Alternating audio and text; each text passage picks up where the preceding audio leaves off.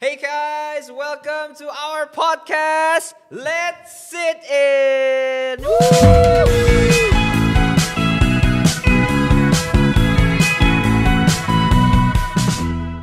Ya, betul banget. Ini adalah episode kedua kita. Episode kedua atau keberapa ya sebenarnya ya?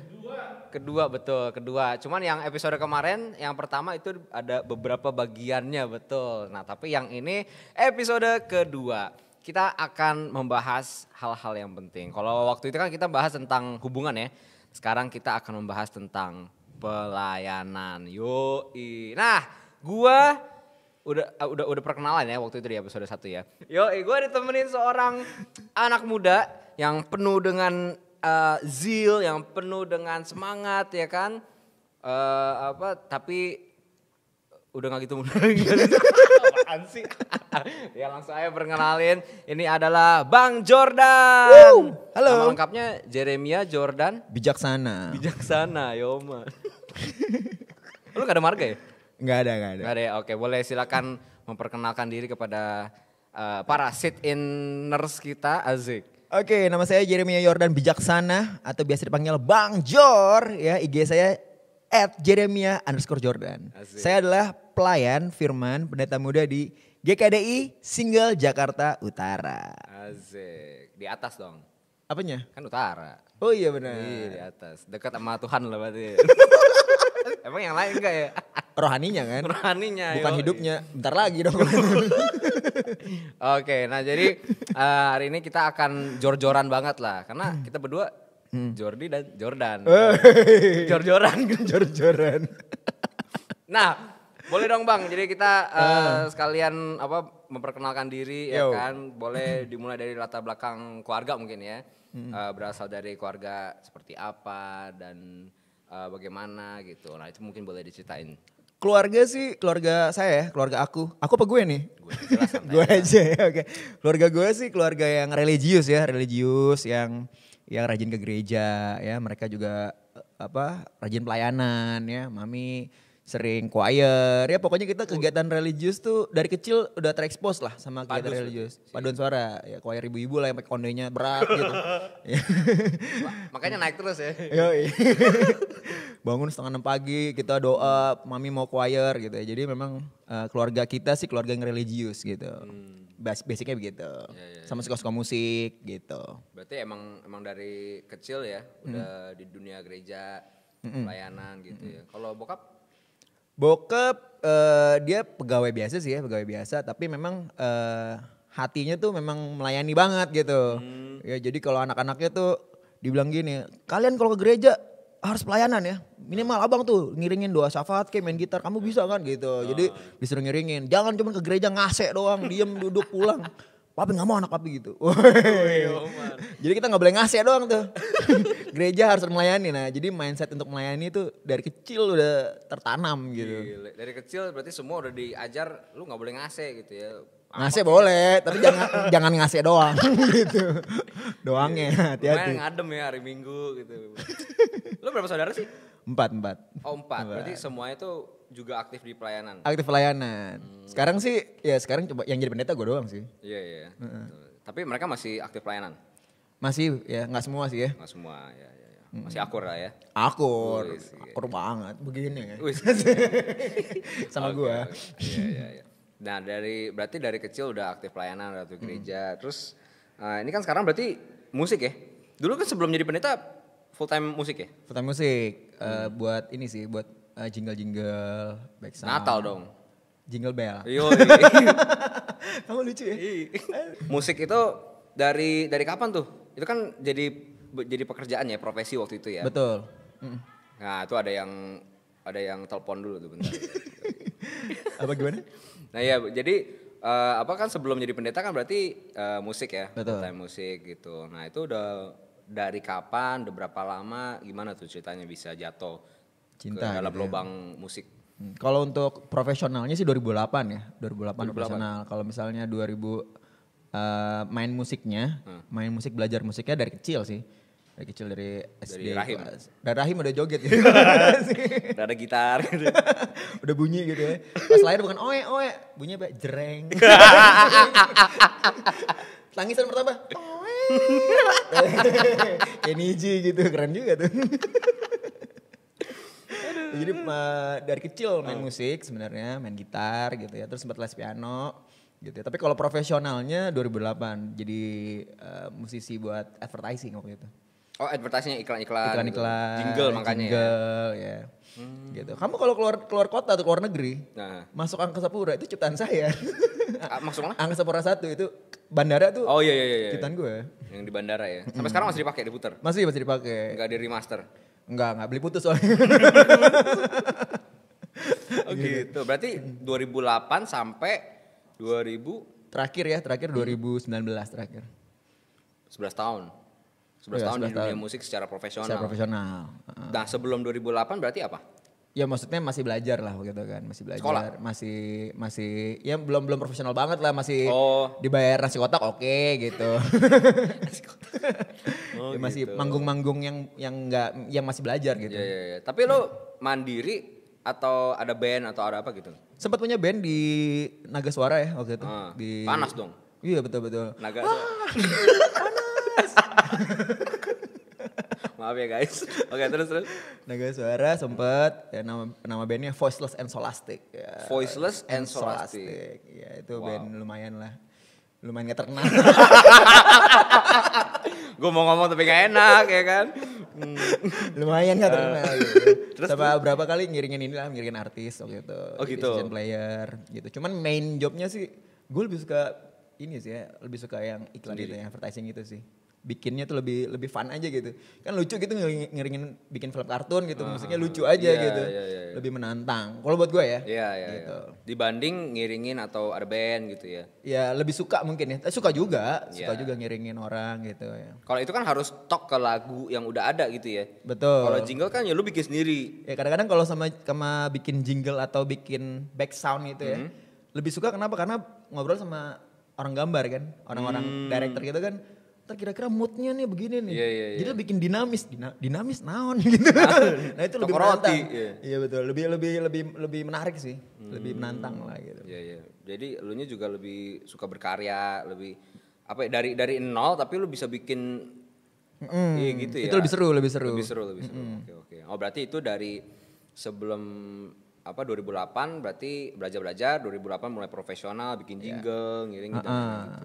Itu struggle nggak tuh? Berapa 11 tahun di dunia dunia musik. Itu kan maksudnya apalagi di Indo ya. Kita kan bukan Struggle-nya maksudnya gimana nih? maksudnya struggle-nya kayak untuk bisa benar-benar kan itu berarti lu mengandalkan itu kan untuk untuk hidup untuk apa? Itu struggle nggak? Waktu itu sih enggak ya. Mungkin kalau pandemi struggle kali ya. Oh. Waktu itu sih kayak tapi pandemi juga kalau kita bergerak di musik-musik yang Iya. di TV sih tetap jalan kan karena Jalan kita aja nggak ngandalin panggung kan.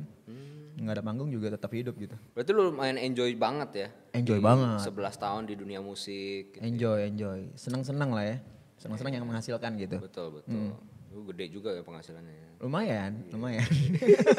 Nah, berarti sekalian profesional itu dulu juga pelayanan gitu ya?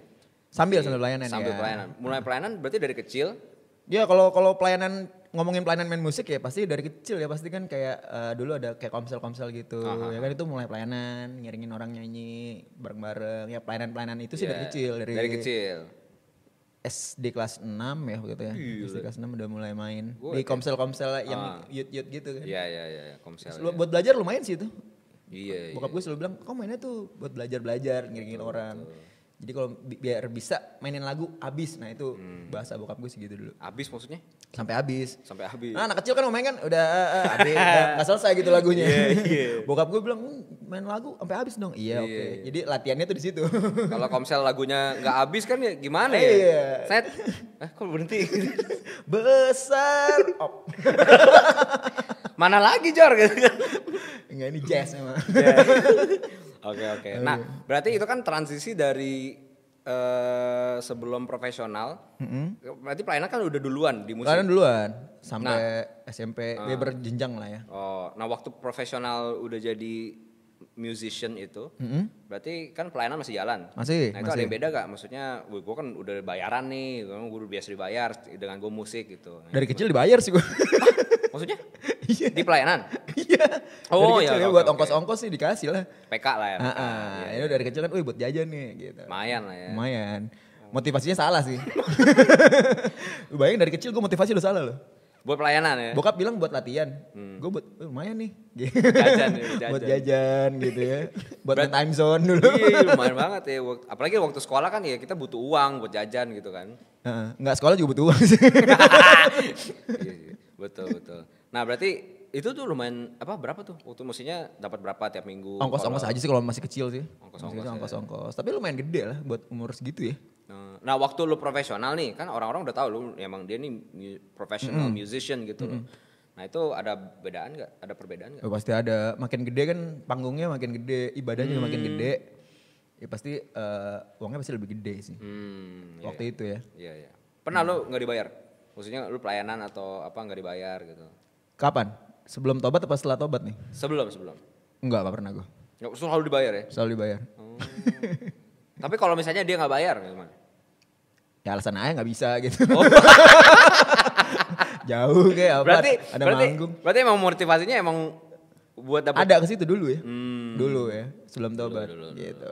Oke. Nah, terus berarti Mungkin pernah ya Jor ya, tapi gue lupa. Mungkin pernah gitu ya, tapi gue agak lupa sih yang gue inget sih. Tapi maunya sih dibayar terus gitu kan. Karena gue selalu nanya PK-nya berapa, selalu gue tanya. Selalu nanya? Iya sama teman kan, kita kan teman-teman aja gitu. Betul. Main sini mau nggak? Oke, tapi bangunnya pagi nih. Wah ini jauh nih, gitu-gitu lah. Itu berat-beratin gitu ya biar.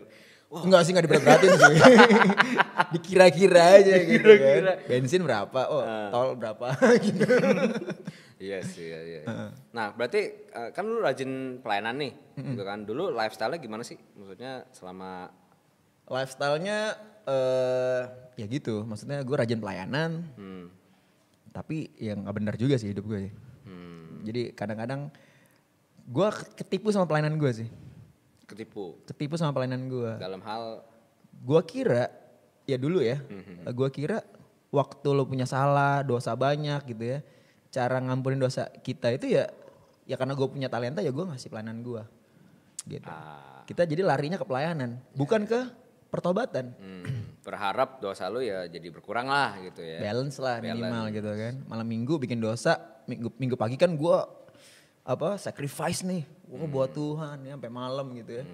Nah gue ketipu di situ sebenarnya. Jadi hidup gue kalau tanya benar atau enggak, sama sekali nggak benar. Tapi pelayanan aktif banget.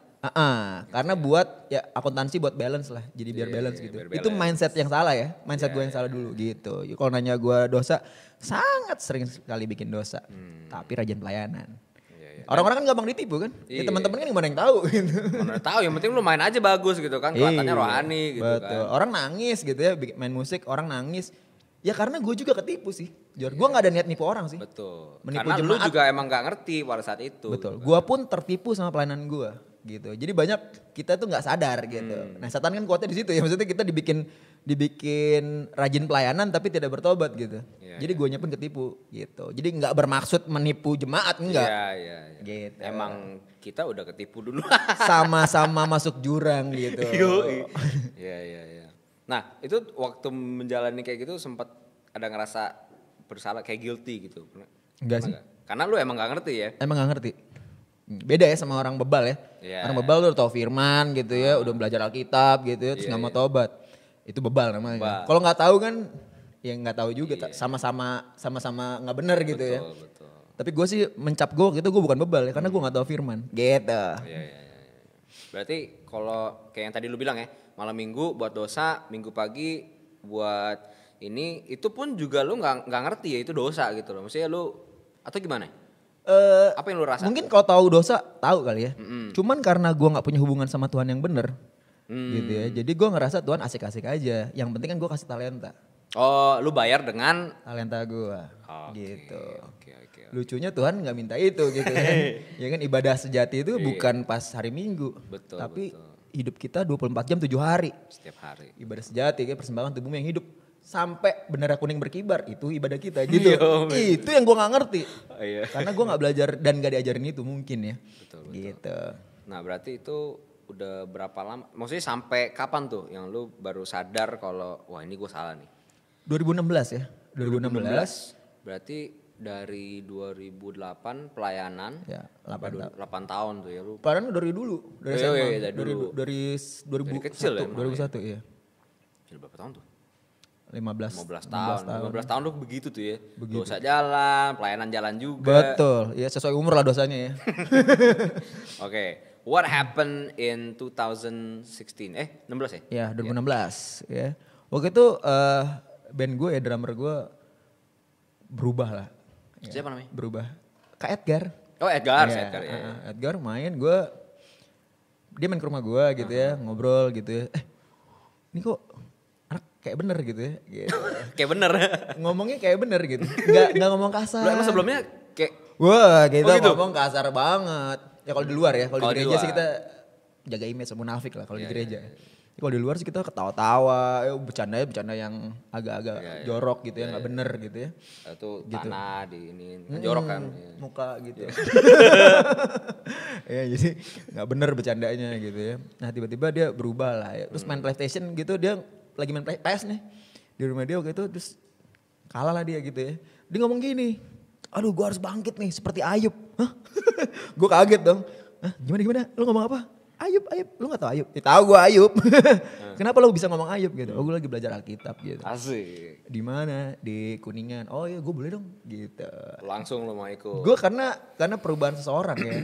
Gitu. Dia gak khotbahin gue sih, enggak. Karena lu lihat emang dia berubah gitu. Berubah aja gitu kan, namanya alam bawah sadar kan, kok ngomongnya Ayub gitu. Bukan ngomong kasar, lo kalah gitu. Lo ngomong kasar kayak gitu kan. Lo kalah main PS, lo ayo gue harus bangkit nih, mana kita. Gue harus bangkit nih seperti Ayub. Kok refleksnya Ayub gitu. Ayub gitu ya. Padahal Ayub tuh tokoh paling kegatelan ya. Maksudnya? Ini dia gatal-gatal. Enggak lah. Iya. Iya. Iya kan gitu. Enggak lah. Beda ya. Jadi berarti gara-gara itu lo jadi gue ikut dong gitu ya. Pengen tahu. Pengen ya, tahu. Terus abis itu gimana? Ya abis gitu gue melihat ya bahwa, oh ternyata pelayanan gue atau hidup gue ya selama 29 tahun waktu itu, gue ngeliat percuma gitu. Nah apa yang buat lo sadar itu? Ayat, ya pas gue belajar Alkitab. Oh belajar Alkitab. Gue dibukain Alkitab ya. Kalau nanya gue tahu Alkitab nggak? Gue tahu banyak. Iya. Tapi Alkitab yang hampir benar. Ya gue baca Alkitab ayatnya sama, tapi konteksnya salah. Gitu. Jadi konteksnya salah, gue jadi ya kalau di Bible bilang kan, ya benih yang nggak mungkin buahnya. Lu semak duri nggak mungkin lah ya, buahnya anggur gitu kan, atau sebaliknya gitu. Nah karena gue tahu hidup gue ini semak duri, pas gue belajar kitab, gue yakin benih yang tanam ini nggak mungkin buah anggur. Di situ gue belajar gitu.